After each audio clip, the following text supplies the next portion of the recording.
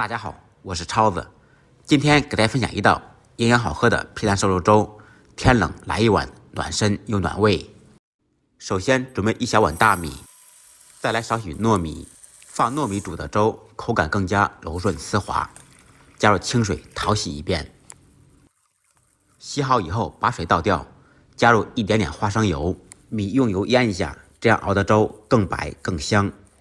准备2个可爱的皮蛋放入锅中，上火蒸5分钟左右。我们平时购买的皮蛋很多都是溏心的，所以必须上锅蒸一下。这一步可以减少碱味，切的时候也容易切，熬的粥更香。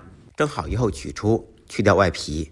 切皮蛋的时候，刀上可以沾点水，这样就不会沾刀。把皮蛋切成小粒，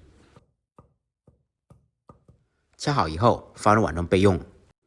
准备1块钱的猪肉，这些小块肉是我的战略储备，买的时候7块5一斤。这块肉就是梅花肉，猪的上肩部位，也可以用后腿肉、里脊肉。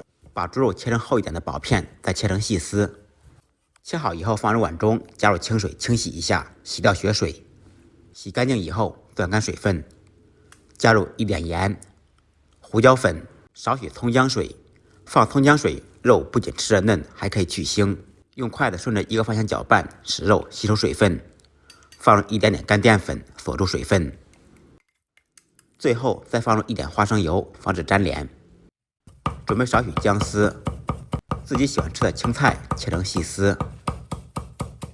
砂锅中加入清水，水跟米的比例是7:1，换句话说，也就是1碗米7碗水。开大火烧开锅，水开以后加入腌好的米，先放入1/2的皮蛋，放进去以后用勺子搅拌，防止粘底。再次开锅以后转开中小火熬制，期间记得用勺子托底搅拌，防止粘底。整个过程大概需要半个小时左右。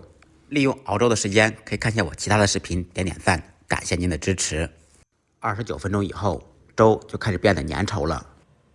这时候再加入剩下的1/2皮蛋，放入腌好的肉丝，放进去以后用筷子快速搅拌，防止肉丝粘连。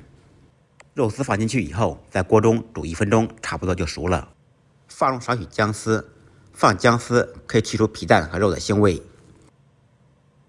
加入适量的盐，一点点胡椒粉。要想粥吃得更鲜美，可以放少许虾皮或者瑶柱丝。最后放入切好的蔬菜丝，少许芝麻香油，用筷子搅拌均匀，一道营养好吃的皮蛋瘦肉粥就做好了。早上给家人给自己做一碗热气腾腾的粥，暖心又暖胃。按照我的方法做，不好吃您提着猪肉来找我。最后别忘了给超子点个赞，再忙再累记得按时吃饭。下期视频见，拜拜。